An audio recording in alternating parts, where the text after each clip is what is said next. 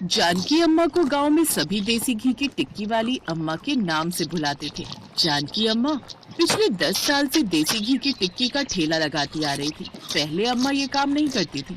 अम्मा ने ये काम अपने बेटे की पढ़ाई लिखाई के लिए तब शुरू किया था जब अम्मा का बेटा मोहित कॉलेज की पढ़ाई के लिए शहर गया था। बेटे के कॉलेज की फीस भरने के लिए जानकी अम्मा ने देसी घी की टिक्की का ठेला लगाना शुरू किया और आज जब बेटा पढ़ लिख कर अच्छी नौकरी पर लग गया तो अम्मा को भूल गया। अरे यार, मैं जब भी अम्मा के ठेले पर देसी घी की टिक्की खाने आता हूँ एक बात नोटिस करता हूँ। अम्मा ये पत्ता टिक्की का किस लिए बना कर रखती है? तुम्हें नहीं पता? अरे मुझे तो ये बात पहले से पता है। अरे अम्मा ये टिक्की अपने बेटे के लिए रखती हैं। जब भी ठेला शुरू करती हैं तो सबसे पहले 2 टिक्की बढ़िया सी तैयार करके अपने बेटे के लिए रख देती हैं। तो बेटा यहीं पास में रहता है क्या? फ्री होकर आ जाता होगा खाने। भैया लगता है गांव में नए आए हो। अम्मा का बेटा तो पहले कई सालों से मिलने ही नहीं आया, शहर में रहता है वो। जिस बेटे को पढ़ाने लिखाने के लिए अम्मा ने ये देसी घी की टिक्की का ठेला शुरू किया था, वही बेटा शहर में पैसे कमाते ही अपनी माँ को भूल गया। अम्मा पहले कई सालों से उसी की आस में टिक्की बनाकर रखती है कि शायद एक दिन उनका बेटा आएगा और बोलेगा अम्मा टिक्की दो। अब तो अम्मा को कम सुनाई देता है, थोड़ा तेज बोलना पड़ता है तब उन्हें सुनाई देता है। अरे अम्मा कैसी हो? ठीक हूँ बेटा। अम्मा बढ़िया सी करारी सी टिक्की बना दो। अभी देती हूँ बेटा। अम्मा जैसे बहुत सी खाने की चीजें होती हैं, उनमें से टिक्की का ठेला ही लगाना आपको सही क्यों लगा? और देसी घी की टिक्की क्यों? बेटा देसी घी की टिक्की मेरे बेटे मोहित को बहुत पसंद है। जब वो छोटा था तो अक्सर वो देसी घी की टिक्की बनवाता था। फिर जब वो कॉलेज में आया तो पढ़ाई के लिए पैसों की जरूरत थी। मैंने उसी की पसंद की देसी घी की टिक्की बनाकर बेचना शुरू कर दी। अम्मा आप अपने बेटे को पढ़ाने के लिए पहले ही कितने सालों से मेहनत कर रही हो। बेटे के लिए टिक्की बनाकर रोजाना आने की राह देखती हो। पर अम्मा आपका बेटा तो आपको भूल गया है, तभी पिछले 6-8 सालों से आपकी खबर तक नहीं ली। वही तो बात है, पर माँ तो माँ होती है। पूत कपूत बन जाए पर माता को माता नहीं होती। माँ माँ होती है जो अपने बच्चों से कभी रूठती नहीं। अम्मा भी अपने बेटे के इंतजार में नजरें बिछाए रहती हैं। पता नहीं अम्मा का बेटा कब लौटेगा। जानकी को पूरा गांव जानता था, इसलिए सब जानकी की बहुत इज्जत करते थे। जानकी ने कभी मौसम की परवाह नहीं की। गर्मी, सर्दी, धूप और बारिश में भी चाहे बाजार बंद रहे, पर जानकी का देसी घी की टिक्की का ठेला हमेशा लगता था। इधर अम्मा अपने बेटे की राह देख रही थी और उधर अम्मा का बेटा मोहित अपनी गर्लफ्रेंड सीमा के साथ शादी करने की सोच रहा था। देखो मोहित बेटा, सीमा हमारी इकलौती औलाद है। हम चाहते हैं कि वो हमारे साथ रहे। तो कहीं ऐसा तो नहीं कि तुम गांव से अपनी माँ को भी यहाँ ले आओगे और अलग रहने लगोगे? नहीं अंकल, मेरी माँ तो कभी शहर आई नहीं। पिछले कई सालों से मैं भी गाँव नहीं गया। मेरा ना तो गाँव जाने का विचार है और ना ही माँ को यहाँ लाने का। हाँ, शादी के मौके पर माँ को यहाँ ले आऊंगा और फिर शादी के बाद वापस भेज दूंगा। मैं सीमा के साथ इसी घर में रहूंगा।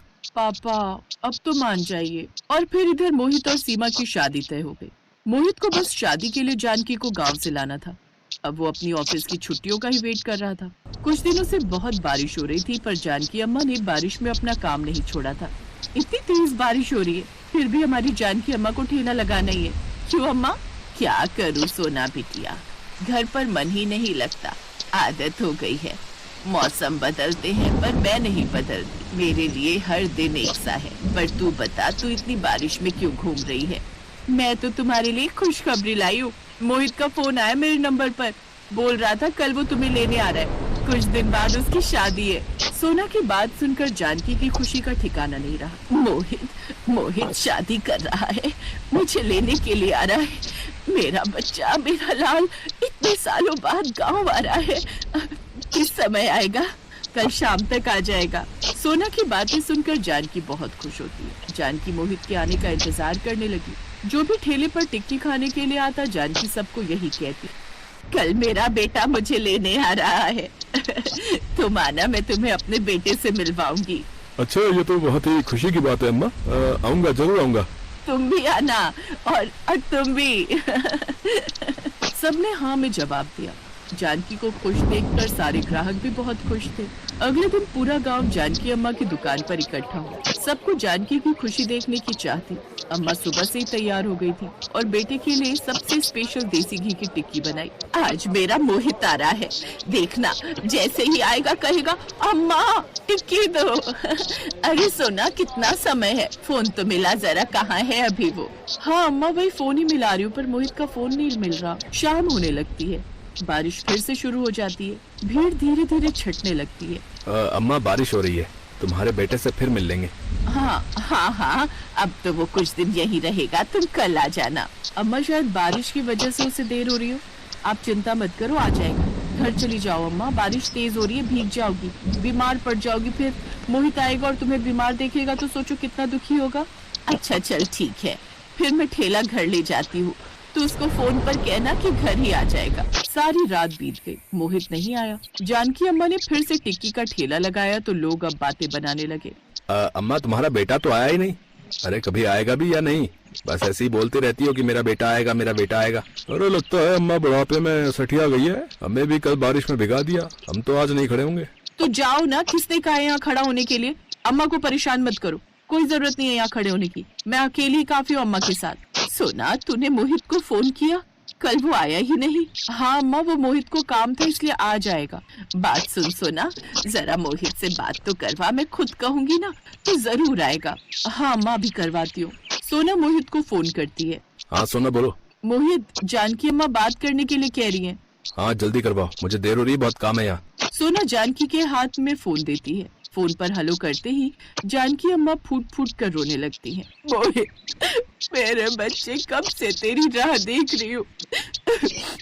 तू कह रहा था कि कल आऊंगा, तू आया ही नहीं।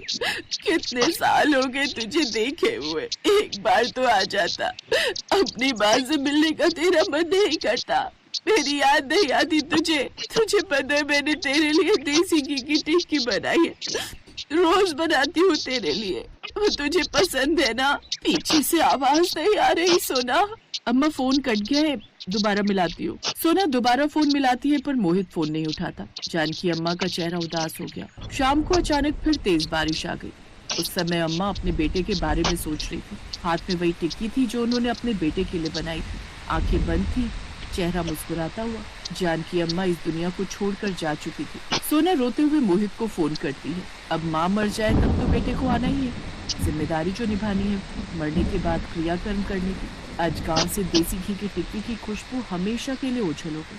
अम्मा के जाने के गम में पूरा गांव उदास था। मोहित माँ का क्रियाकर्म करके वापस शहर जाने लगता है। मोहित, ये अम्मा की जमा पूंजी है, उन्होंने मुझे दी थी। जो भी वो देसी घी की टिक्की बेचकर कमाई करती थी सब मुझे दे देती थी।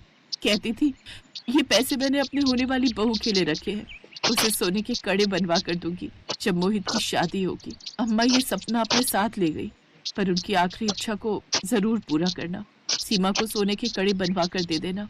कम से कम अम्मा को उनकी निशानी के रूप में तो तुम अपने घर पर रख लेना, क्या पता उनकी आत्मा को शांति मिल जाए।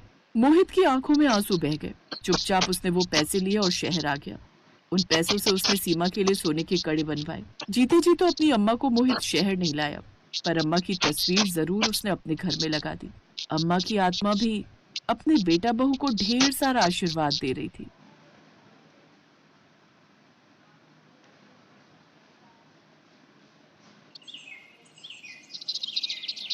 सीमा एक गरीब परिवार से थी जिसके पिता पापड़ी चाट का ठेला लगाकर घर खर्च चलाते थे। उसके परिवार में उसकी माँ और उसके बाबा थे। एक रोज वो अपने स्कूल में लंच करने बैठी हुई थी तो उसने अपना टिफिन खोला जिसमें 2 रूखी सूखी रोटी रखी हुई थी, साथ में थोड़ा सा अचार। ये देख सीमा उदास हो गई। मैं तो तंग आ चुकी हूँ ये नमक अचार खाकर। पता नहीं बाबा का काम कब अच्छा चलेगा और हमें कब सब्जियाँ खाने को मिलेंगी।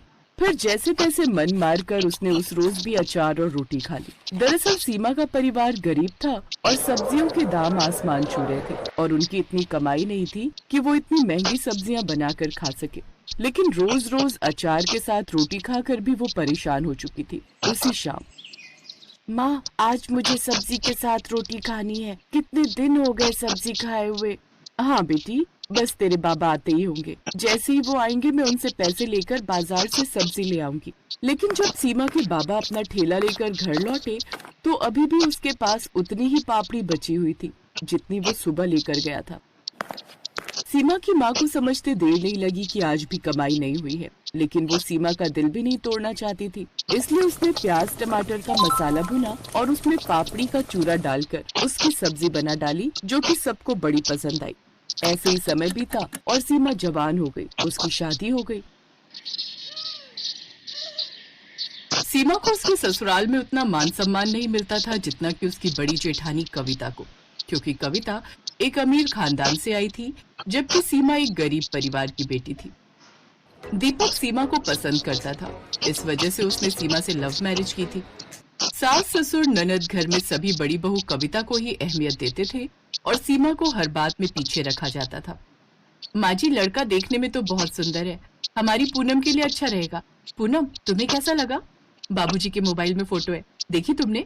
हाँ हाँ, पूनम को इन्होंने दिखा दिया है, हम तो बस तुम्हें दिखा रहे थे।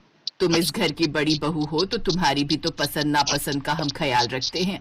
हाँ, मुझे भी सही लग रहा है, पूनम के साथ जोड़ी बहुत अच्छी जमेगी। मैं भी बस यही सोच रही थी कि आपको पसंद आ जाएगा, और जब मेरी भाभी ने पसंद कर लिया तो समझो मैंने भी पसंद कर लिया। माँ बाबूजी, मुझे लड़का पसंद है। पूनम, दिखाना तो लड़का देखने में कैसा है। तुम क्या करोगी छोटी बहू देखकर? जब हम सब ने देख लिया तो तुम्हें दिखाने की क्या जरूरत है? तुम इन सब बातों से पीछे रहा करो। सुनो जी, लड़के वालों से बात कर लो, फिर हम देखने दिखाने का प्रोग्राम कर लेते हैं। ठीक है, मैं लड़के के पिता से आज फोन पर बात करता हूँ, उसके बाद देखते हैं कैसे करना है। देखो सीमा, इतना तो तुम जानती हो कि इस घर में मेरी वैल्यू क्या है और तुम्हारी वैल्यू क्या है। तुम एक गरीब परिवार से आई हो जहाँ पर 2 वक्त की रोटी भी जुटाना बहुत मुश्किल की बात है, और मैं एक अमीर खानदान की बेटी हूँ। ये जो घर में महंगे महंगे सामान लगे हुए देख रही हो ना, ये सब मेरे ही दहेज में आया था, इसलिए तुम अपना मुंह बंद रखा करो। कविता बहू, जरा इधर आना। जी माँ जी। एक काम करो, पता नहीं कब लड़के वाले देखने आ जाएं। तुम पूनम को बाजार से कुछ अच्छे पहनने का दिलवा दो, कोई अच्छी साड़ी या फिर कोई सूट। पैसे बाबूजी से ले लो। कैसी बातें करती हो माँ जी, मेरे पास पैसों की कमी थोड़ी है, बहुत पैसे हैं। मैं अपने पास से दिलवा दूंगी पूनम को। माँ जी, मैं बस तैयार हो जाती हूँ। चलो पूनम, तुम भी तैयार हो जाओ, फिर बाजार चलते हैं। जीती रहो बहू। सीमा देखती रही, उसे बिल्कुल भी इज्जत नहीं दी गई। सीमा की आंखों में आंसू आ गए। कुछ दिनों बाद पूनम का रिश्ता तय हो गया। पूनम को लड़के वालों ने देखा, तब भी सब कविता को ही आगे कर रहे थे। उस समय भी सीमा चुप रही। सीमा, टेंशन मत लो, ये लोग तुम्हें इज्जत नहीं देते तो कोई बात नहीं, मैं हमेशा तुम्हारे साथ हूँ। मैं तुमसे प्यार करता हूँ और मैं तुम्हें कभी किसी चीज की कोई कमी नहीं होने दूंगा। मैं जानती हूँ दीपक, इसी वजह से तो मुझे यहाँ रहने में हिम्मत मिलती है, क्योंकि आप मेरे साथ हो। पर कभी कभी मन बहुत उदास हो जाता है। घर में कोई भी मुझसे ठीक से बात नहीं करता, सब घृणा की नजरों से देखते हैं। समय के साथ सब बदल जाएंगे। अभी उन्होंने तुम्हारी अच्छाई नहीं देखी ना, जिस दिन तुम्हारी अच्छाई उनके सामने आएगी तब सब बदल जाएंगे। अच्छा, पापा बुला रहे हैं, मैं अभी आता हूँ। दीपक अपने पिता के पास जाता है। मैंने तुम सबको कुछ कहने के लिए बुलाया है, मुझे जरूरी बात करनी है। कैसे जरूरी बात पापा, बोलिए। वो ऐसा है, पूनम के होने वाले ससुर रोशन लाल जी का फोन आया था। वो हम सबके साथ मिलकर प्राचीन माता के मंदिर जाना चाहते हैं। वो कोई भी शुभ काम करने से पहले माता के मंदिर जाकर ही आशीर्वाद लेते हैं। उनका मन है कि हम सब भी उनके साथ जो है साथ चलें। तो मैंने जो है उन्हें हाँ बोल दिया। कल सुबह ही बोल रहे हैं चलने के लिए, तो तुम सब तैयार हो जाओ, ठीक है? एक गाड़ी उनकी होगी और एक गाड़ी हमारी। हाँ हाँ ठीक है। बड़ी बहू, तुम खाने पीने के सामान की तैयारी कर लो, रास्ते में भूख लगेगी और पूनम के ससुराल वाले भी होंगे, हमें ही इंतजाम करना चाहिए। पता नहीं वो लोग कुछ खाने का लाएंगे भी या नहीं। ठीक है माँ जी, मैं देख लूंगी। पूनम थोड़ी आलसी स्वभाव की थी, उसे घर के काम करने ज्यादा पसंद नहीं थे। उसने अपनी सास की बात को एक कान से सुना और दूसरे से निकाल दिया। वो तो बस घूमने जाने की तैयारियों में लग गई। अगली सुबह 9 बजे निकलना था। सुबह किसी की भी आंख नहीं खुली, पर सीमा 4 बजे ही उठ गई थी। घर में सब सो रहे थे। सीमा को पता था कि अभी कुछ देर बाद सभी को सफर पर निकलना है और रास्ते में सबको भूख लगेगी, इसलिए उसने कुछ खाना बनाने का सोचा। अरे, घर में तो कोई भी सब्जी नहीं है, अब मैं सबके लिए क्या बनाऊं? तभी उसकी नजर सामने रखी पापड़ी पर जाती है, जो कुछ दिन पहले उन्होंने घर में चाट बनाने के लिए मंगवाई थी। वो उसी पापड़ी की सब्जी बनाकर तैयार कर लेती है, साथ में थोड़ी रोटियां भी बना लेती है। तब तक घर में सब उठ चुके थे। सब तैयार हुए और गाड़ी में बैठ गए। रास्ते में क्या खाएंगे ये किसी को चिंता नहीं थी, पर शायद एक सीमा ही थी जो समझदार थी और उसने खाने का सामान रख लिया। पूनम की होने वाली सास सीमा की सास के साथ ही गाड़ी में बैठी थी। सब मिलजुल कर 2 गाड़ियों में बैठकर यात्रा पर निकले। अरे, मैंने तो ब्लड प्रेशर की दवाई खानी है, पर दिमाग ही नहीं आया कि खाने का डिब्बा पैक भी किया, पर घर पर ही भूल आई। क्या करूं, उम्र के साथ साथ याददाश्त भी कमजोर हो गई है। तभी तो सोच रही हूँ पूनम शादी होकर घर आ जाएगी तो सब कुछ जिम्मेदारियां संभाल लेगी। माँ हम लोगों ने कुछ खाने का रखा था, माँ जी को दे देते, ये दवाई ले लेंगी। कविता आगे वाली गाड़ी में है, एक बार पूछो अपने भैया को फोन करके। पूनम फोन करती है तो पता चलता है कि कविता ने खाने का कुछ भी नहीं रखा। सीमा गाड़ी में बैठी सब कुछ सुन रही थी। अब उससे रहा नहीं गया और वो बोली, आंटी जी वो मैंने पापड़ी की सब्जी और रोटियां बनाई हैं। वो घर में सब्जी थी नहीं, इसलिए मैंने वही बना डाली। बचपन में माँ बनाती थी, उन्हीं से सीखा था। अरे वाह, पापड़ी की सब्जी, ये तो सुनने में ही बड़ी मस्त लग रही है। पापड़ी की सब्जी बनाने वाली बहू, जल्दी से परोस देना। ये तो बहुत अच्छी बात है आंटी जी, मैं अभी सबके लिए खाना परोस देती हूँ। तुमने कब बनाई बहू? वो माँ जी सुबह 4 बजे आँख खुल गई थी तो मैंने सोचा कुछ खाने का बना लेती हूँ।